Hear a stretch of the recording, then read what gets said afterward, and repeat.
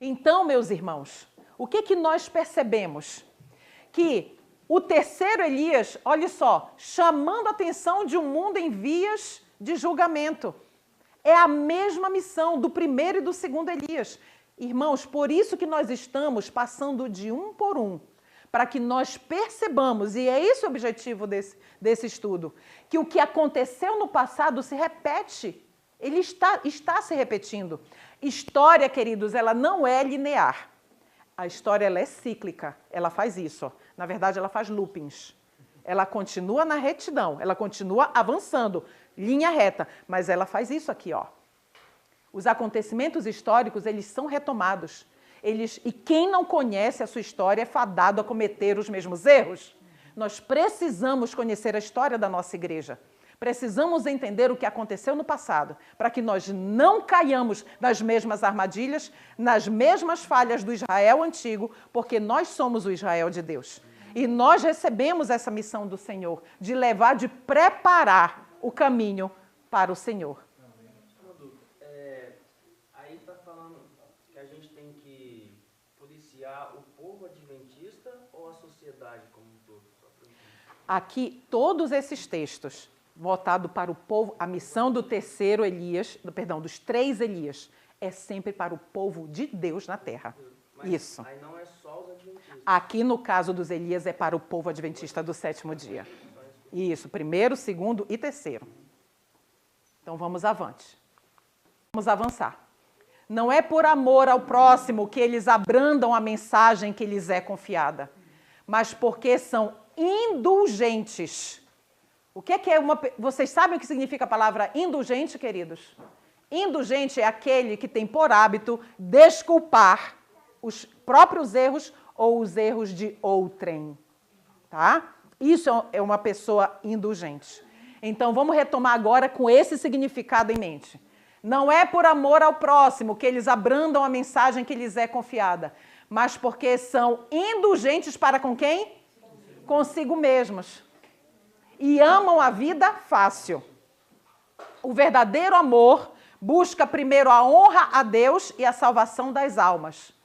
Os que possuem este amor não se esquivarão à verdade para se abrigarem dos incômodos resultados de falar claramente. Queridos, os Elias, os três, precisam de uma coragem, de um brio, de um zelo, que não é humano, não vem de nós, porque por nós recuamos. Quem é que gosta de ser perseguido? Quem é que gosta de ser difamado? Quem é que gosta de sofrer? Quem é que gosta de que as pessoas falem mal de si? Ninguém gosta. Então nós precisamos ter essas mensagens em mente. E o texto continua, está aqui a referência, Profetas e Reis. Quando almas estão em perigo, os ministros de Deus não considerarão o eu, os verdadeiros ministros de Deus, mas falarão a palavra que lhes é ordenada, recusando desculpar ou atenuar o mal. Pecado é pecado. Chamar o pecado pelo nome, né? Mas amando o pecador. Porque nós, é a mesma coisa se nós... Quantos aqui são pais? Filhinhos e filhões? Todos nós. A maioria de nós. Quando nós dizemos não para um filho, tenha ele a idade que tiver, até mesmo adulto, chegar com o filho e dizer assim, filho, eu não concordo com essa decisão que você está tomando. É ou não é um não para este filho adulto? É um não. Né? Porém, ele tem o livre-arbítrio, este filho, esta filha tem o livre-arbítrio para poder tomar, para atender a sabedoria das cãs ou não. Né? Então, o que acontece? Nós não desculpamos o mal dos nossos filhos. Nós não dizemos um não por falta de amor. O não que nós dizemos aos nossos filhos é a maior prova de amor que nós podemos dar para eles, porque é o não de Deus. É a mesma coisa para nós quando Deus nos diz não e quando Ele nos repreende. Usando a boca de um irmão, usando a boca de um parente, usando até mesmo uma mensagem de um desconhecido, O não de Deus é a maior prova de amor dele por nós. Então, nós não podemos entrar nisso aqui, né? Recusar, desculpar ou atenuar o mal. Clama em alta voz, diz Isaías, capítulo 58, verso 1. Não te detenhas, levanta tua voz como a trombeta e anuncia ao meu povo a sua transgressão e à casa de Jacó os seus pecados. Isso é bíblico. Hoje, nós estamos vivendo tempos assim muito estranhos dentro do próprio adventismo. Eu não consigo entender como se rejeita um profeta, mas quando eu olho para a história, eu consigo entender por que se rejeita um profeta ao mesmo tempo. Mas hoje, os textos inspirados que o Senhor Deus deu para a sua serva, eles estão em perfeita harmonia com a Bíblia. É como dizer, tudo que nós lemos até agora se resume aqui, ó, em Isaías 58:1, né? E disse-lhe o Senhor, texto muito conhecido, Ezequiel 9:4. E disse-lhe o Senhor, passa pelo meio da cidade, pelo meio de Jerusalém, não é pelo meio dos pagãos, não é pelo meio dos egípcios, dos gentios, não, é pelo meio do povo de Deus, que recebeu grande luz e que vai ser cobrado pela grande luz que recebeu. E marca com sinal as testas dos homens que suspiram e que gemem por causa de todas as abominações que se cometem no meio dela. Portanto, quer comais, quer bebais, muitos dizem, é só na alimentação. O texto não termina aqui. Ou façais qualquer outra coisa. Fazei o quê? Tudo, todos os aspectos da nossa vida. Fazei tudo para a glória de Deus. Um outro subtema, nós já vimos missão. Qual é então, já que os Elias receberam esta missão, este chamado, qual é então o resultado da pregação dos Elias? Primeiro Elias, e sucedeu que vendo Acabe a Elias, disse-lhe, és tu o perturbador de Israel? Então disse ele, eu não tenho perturbado a Israel, mas tu e a casa de teu pai, porque deixastes os mandamentos do Senhor e seguistes a Baalim. Ou seja, tu te afastastes das antigas veredas, dos marcos antigos, da verdade pura e imaculada. Os temores de alguns foram despertados, mas, em geral, a mensagem celestial foi recebida de que forma? A mensagem não era de homens, a mensagem celestial. Ela foi recebida de que forma? Com escárnio e ridículo. Profetas e reis. É Deus falando. Nós estamos apenas lendo. Continua no capítulo 9 de Profetas e Reis, nos dizendo assim. Jezabel recusou inteiramente reconhecer a seca como um juízo de Jeová. Decidida em sua determinação de desafiar o Deus do céu, uniu-se com aproximadamente, quem, irmãos? Todo Israel. Isso não é de chamar a nossa atenção? Era o povo de Deus que tinha maior luz. Os oráculos do Senhor tinham sido abertos plenamente para aquele povo. Então, Deus do céu uniu-se com aproximadamente todo Israel em denunciar Elias como a causa de toda a sua miséria. É isso que vai acontecer com o terceiro Elias também. Não tenham dúvida disso. Está acontecendo, na verdade. Segundo Elias agora, resultado da pregação. A intensidade do pecado foi revelada de tal maneira que os homens ficaram alarmados. Eles foram confrontados com os seus próprios pecados. E, aqui eu marquei, quem? Alguns, não todos, alguns, pelo arrependimento de seus pecados, encontraram o favor de Deus e obtiveram o quê? Poder moral para resistir às suas tentações. Queridos, quando chega alguém com uma mensagem de arrependimento, a pessoa que ouve aquela mensagem, aquela voz que clama no deserto, ela só tem duas alternativas. Não tem terceira alternativa. Ou ela reconhece que ela precisa mudar muita coisa na sua vida e desvia para um lado, ou então, não, eu vou perseverar neste caminho e ela vai dar as suas justificativas. Mas só tem duas vias, não tem outra saída. Então, o que acontece? Aqui, ó, o que requer para nós nos posicionarmos de acordo com o que é justo, com o que é direito? Precisa poder moral para resistir às tentações, né? E este poder moral, ele só pode ser concedido pelo Senhor. Toda a nação se comoveu com a pregação de quem? De João Batista. Queridos, foi todo Israel. Multidões afluíam ao deserto. Muitos dos escribas e fariseus foram ter com ele, confessando os pecados e pedindo o batismo. Ou seja, muitos líderes. A liderança da época. Sob a influência das penetrantes palavras de João, os ouvintes, as pessoas, lembra que nós lemos agora multidões? Qual era a sensação que as multidões tinham? Eles se sentiam convictos, convencidos de que aquilo que o Batista estava falando era verdade. E chegavam-se a ele com a interrogação: que faremos, pois? Conselho, orientação. E agora? Eu percebo que minha vida está desse jeito, o que é que eu tenho que fazer? Muitos deram ouvidos às suas instruções. Muitos sacrificaram tudo a fim de obedecer. Multidões seguiam a esse novo mestre de um lugar para outro e não poucos nutriam a esperança de que fosse o Messias. Marcos 6:20 nos diz, porque Herodes, agora Herodes, o rei, liderança política da época, porque Herodes temia a João, sabendo que era homem justo e santo, e o que é que ele fazia? Guardava-o com segurança e fazia muitas coisas, atendendo e de boa mente o ouvia. Herodes, ele chegou a ser tocado pela mensagem do Batista. Ele sabia que o que o Batista pregava era verdade. Ele sabia que ele estava não só em apostasia, mas em pecado público.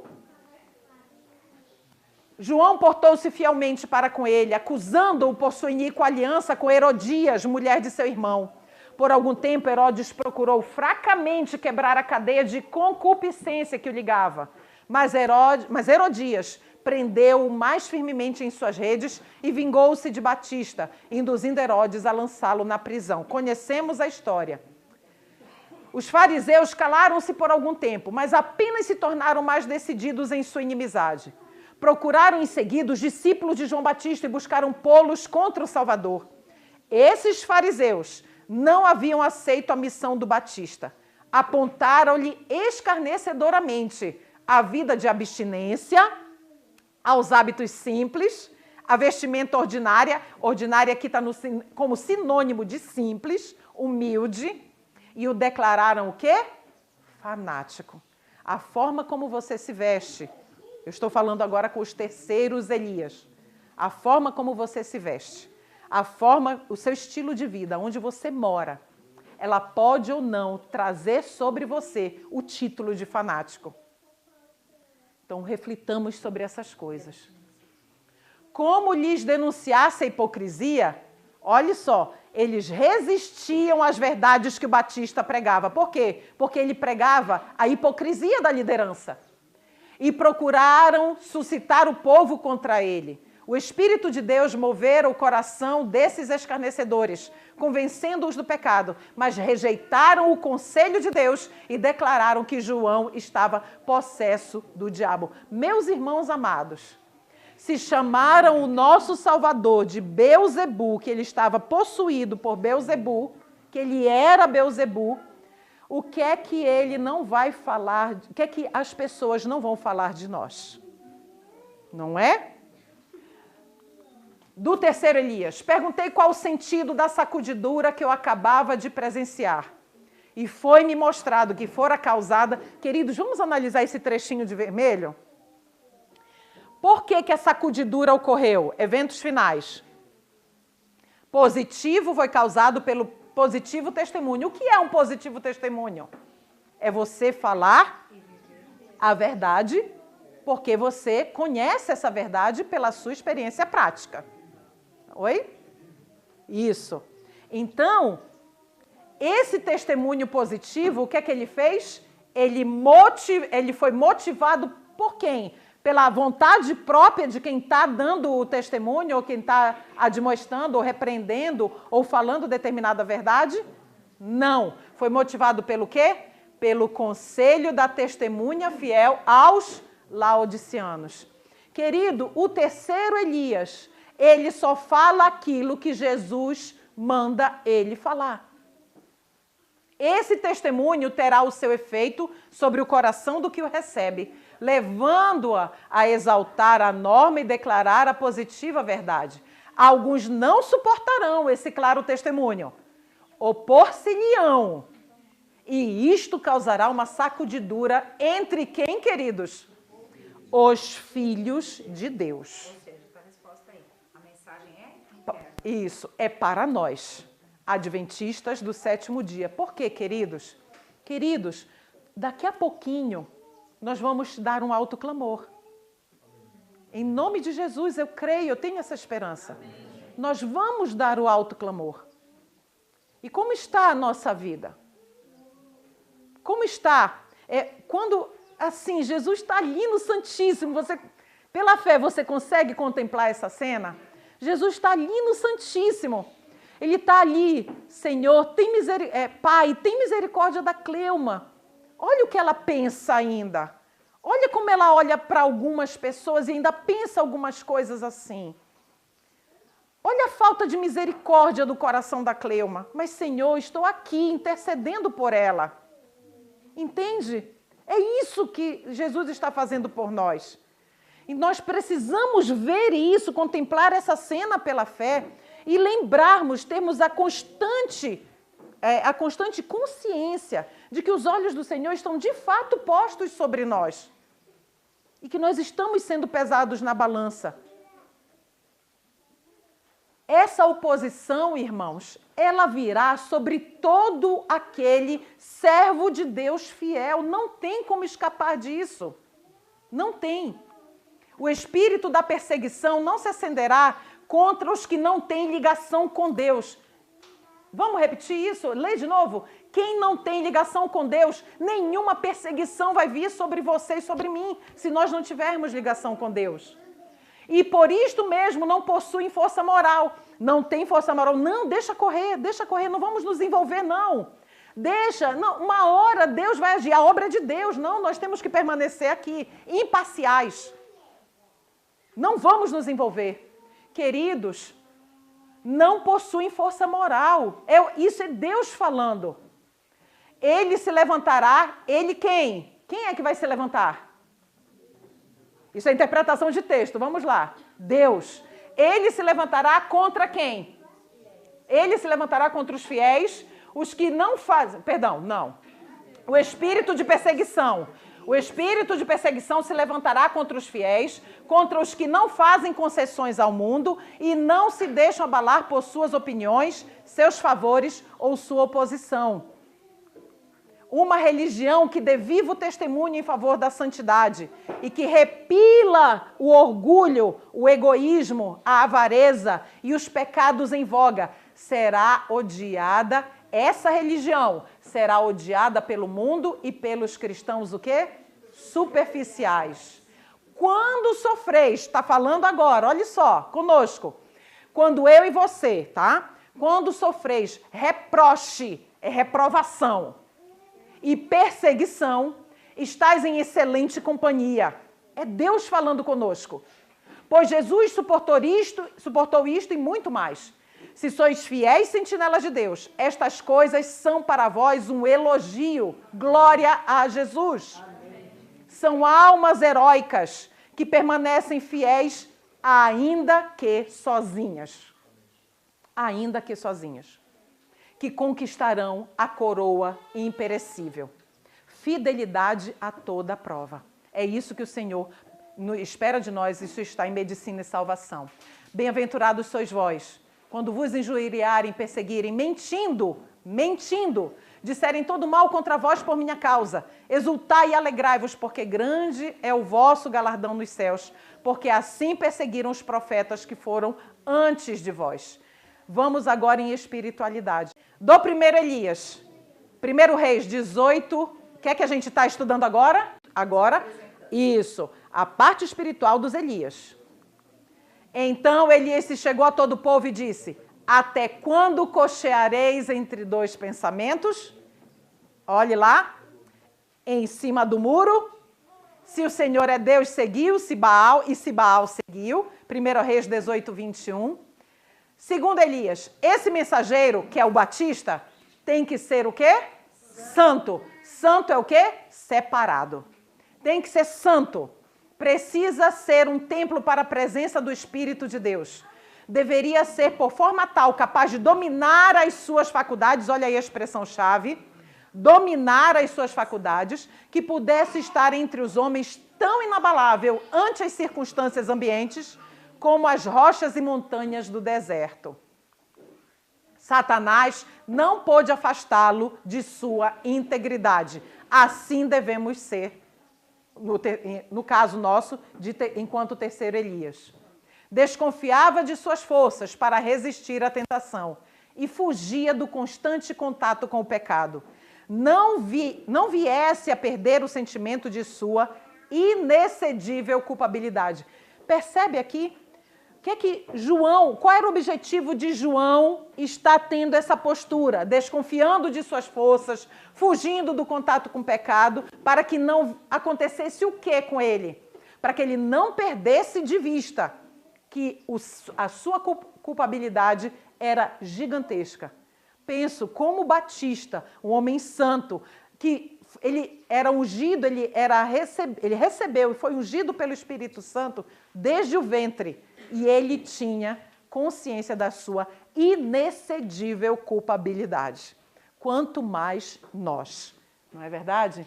Se bem que habitava no deserto, ele não estava livre de tentações. Vamos parafrasear? Se bem que habitasse no campo, morando na fim de linha, longe de todos, sem vizinho nenhum perto. Não estava livre de tentações. Cerrava, quanto possível, toda a entrada a Satanás. Não obstante, assaltava-o ainda o quê? O tentador. Sua percepção espiritual, porém, era clara. Desenvolver a resistência de caráter e decisão. E mediante auxílio do Espírito Santo, e nós recebemos a promessa de que o Espírito Santo, o Consolador, estaria aqui como representante do Senhor Jesus até que o período que ele saísse daqui da terra e nós já estivéssemos selados, né? Até esse momento ele estaria conosco, né? Então, existe uma promessa. Desenvolver a resistência de caráter e decisão e, mediante o auxílio do Espírito Santo, era habilitado a pressentir a aproximação de Satanás e resistir-lhe o poder. Será que eu e você, nós temos essa capacidade? Sim ou não? De pressentir a aproximação de Satanás e resistir-lhe ao poder? Sim, nós temos. Como? O Senhor Deus nos ensina princípios. Tudo que o Senhor Deus nos ensinou e que nós temos aqui guardado, quando vem a tentação, nós somos capazes de discernir se aquilo vem de Deus ou não. Isso é o Espírito Santo nos mostrando, falando ao nosso coração. Quando eu sou tentada a falar de alguma pessoa sem que ela esteja na minha presença e ela possa se defender daquilo que eu estou falando contra ela, e eu não refreio a minha língua para que essa pessoa não seja difamada pela minha boca, se eu não refrear, eu não estou seguindo isso daqui. Eu senti que Satanás me tentou e eu estou fazendo o quê? Eu estou seguindo a Satanás. É isso que nós temos a capacidade de saber que se o inimigo está, sim, se aproximando de nós, de acordo com aquilo que o Senhor Deus já nos ensinou. É necessário, João disse, que ele cresça e que eu diminua. Cristo em nós, a esperança da glória. Precisa crescer em nós, para que o nosso eu, ele não diminua, para que ele morra. Nós precisamos caminhar nessa direção.